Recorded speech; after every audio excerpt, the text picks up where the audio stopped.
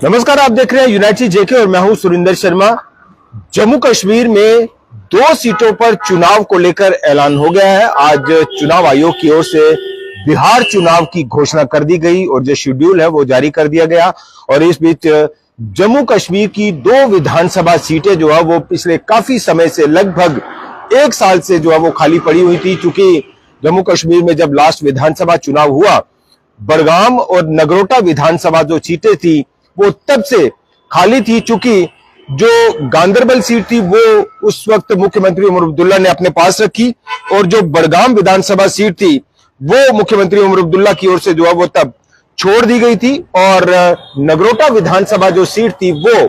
इस वजह से खाली हो गई चूंकि वहां से जो भारतीय जनता पार्टी के विधायक चुने गए थे देवेंद्र सिंह राणा, वो स्वर्ग सिधार गए और तब से ये दोनों सीटें जो है वो खाली पड़ी हुई थी। और इन दोनों सीटों के अंतर्गत जो लोग हैं, जो वहां की जो जनता थी, वो तब से इंतजार कर रही थी कि जल्द से जल्द जो है वो चुनाव यहां पे कराए जाए। चूंकि एक तरह से कहें कि इन दोनों विधानसभा सीटों से कोई भी नुमाइंदगी करने वाला नहीं था या नुमाइंदा जो है वो नहीं था। एक सीट पर यह कहा जा सकता है क्योंकि मुख्यमंत्री जो है वो उमर अब्दुल्ला बने, तो उमर अब्दुल्ला जो है वो अब गांदरबल और बड़गाम दोनों सीटों की देखरेख कर सकते थे। लेकिन नगरोटा विधानसभा सीट को लेकर जो है वो ये काफी मांग की जा रही थी कि भाई यहाँ पे चुनाव कराया जाए ताकि यहाँ का कोई नुमाइंदा चुनकर आए और विधानसभा के अंदर वो इस विधानसभा सीट के अंतर्गत लोगों की आवाज उठा पाए। अब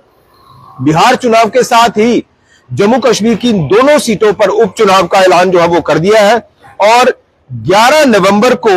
इन दोनों सीटों पर चुनाव होगा और 14 नवंबर को जो है वो दोनों सीटों पर हुए चुनाव के नतीजे भी घोषित हो जाएंगे। जो मतगणना है, जो काउंटिंग है, वो 14 नवंबर को जो है वो हो जाएगी। तो ये एक बड़ा ऐलान जम्मू कश्मीर को लेकर जो है वो किया गया है। इसके साथ ही आप जानते हैं कि राज्यसभा चुनाव को लेकर भी जो है वो गतिविधियां शुरू हो चुकी हैं और 24 अक्टूबर को जो है वो राज्यसभा के चुनाव भी हो रहे हैं। जम्मू कश्मीर के 4 राज्यसभा सीटें हैं जम्मू कश्मीर की, और उसको लेकर तमाम जो पॉलिटिकल पार्टियां, सियासी पार्टियां हैं, वो इस वक्त बहुत हलचल में है और गतिविधियां जो है वो तेज कर दी हैं। किस पार्टी का कौन सा नुमाइंदा जो है वो इस बार राज्यसभा भेजा जाए, इसको लेकर तमाम पॉलिटिकल पार्टियां जो है अपनी माथापच्ची शुरू कर चुकी हैं। इसके ऊपर जो है वो मंथन चिंतन शुरू हो चुका है कि किस चेहरे को राज्यसभा भेजा जाए। और अब विधानसभा सीटों को लेकर, 2 सीटों को लेकर भी ये कहा जाए कि जम्मू कश्मीर में अब सियासी घमासान जो है वो शुरू होने वाला है। चूंकि 11 नवंबर को जो है वो मतदान होगा नगरोटा और बड़गाम विधानसभा सीट पर और 14 नवंबर को वहां पे मतगणना होगी। तो जो जम्मू की जो नगरोटा विधानसभा सीट है, इसे बड़ी हॉट सीट माना जा रहा है क्योंकि भारतीय जनता पार्टी के नेता देवेंद्र सिंह राणा ने बड़ी जबरदस्त तरीके से जो है वो इस सीट पर जीत हासिल की थी। वहीं अब नेशनल कॉन्फ्रेंस भी इस सीट पर पूरी तरह से जोर लगाने की तैयारी कर चुकी है। चूंकि नेशनल कॉन्फ्रेंस को लगता है कि देवेंद्र सिंह राणा चूंकि इस वक्त जो है वो स्वर्ग सिधार गए हैं, तो भारतीय जनता पार्टी में कोई ऐसा बड़ा चेहरा जो है वो नहीं है जो नेशनल कॉन्फ्रेंस को इस सीट पर पटकनी दे पाए। चूंकि नेशनल कॉन्फ्रेंस का भी अपना एक दबदबा रहा है इस सीट को लेकर, इस सीट पर, तो नेशनल कॉन्फ्रेंस भी पूरी तरह से जो है वो अब इसके ऊपर फोकस कर रही है कि नगरोटा से जो है वो अपना कोई ऐसा मजबूत चेहरा जो है वो उतारा जाए जो भारतीय जनता पार्टी को शिकस्त दे पाए, पटकनी दे पाए। और भारतीय जनता पार्टी भी कहीं ना कहीं ये मानकर चल रही है कि नगरोटा विधानसभा सीट पर अब नेशनल कॉन्फ्रेंस के साथ कड़ा मुकाबला हो सकता है और इस सीट पर भी किसी मजबूत दावेदार को जो है वो उतारा जाए ताकि भारतीय जनता पार्टी के खाते में आई हुई ये सीट कहीं रिस्क जोन में ना चली जाए। तो इसके ऊपर जो है वो अब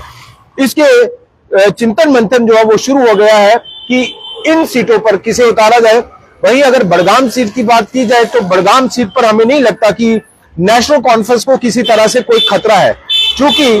2 सीटें जो है वो उस वक्त 2 सीटों पर चुनाव लड़े थे उमर अब्दुल्ला और दोनों सेफ सीटों को लेकर चुनाव लड़े थे, गांदरबल और बड़गाम। गांदरबल उन्होंने अपने पास रखी और बड़गाम सीट जो है वो ये कहा जाए कि नेशनल कॉन्फ्रेंस के लिए अभी भी कोई रिस्क जोन में जाने वाली बात नहीं है, क्योंकि उमर अब्दुल्ला जो है वो इस वक्त जम्मू कश्मीर के मुख्यमंत्री हैं और ये कहा जाए कि अब नेशनल कॉन्फ्रेंस कोई और कैंडिडेट वहां पे देती है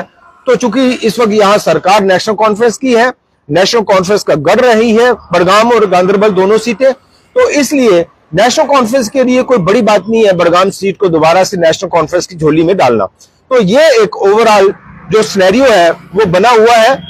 इन सीटों को लेकर, और इसको लेकर अब चुनाव आयोग की ओर से ऐलान कर दिया गया है कि 11 तारीख को 11 नवंबर को इन सीटों पर चुनाव होगा, और 14 नवंबर को जो है वो यहां से जीत दर्ज करने वाले जो नेता हैं उनके चेहरे सामने आ जाएंगे कि कौन इन सीटों पर जीतता है, किसे पटकनी देता है, कहां तय और मात का जो खेल है वो कामयाब होता है। फिलहाल इतना ही, नमस्कार।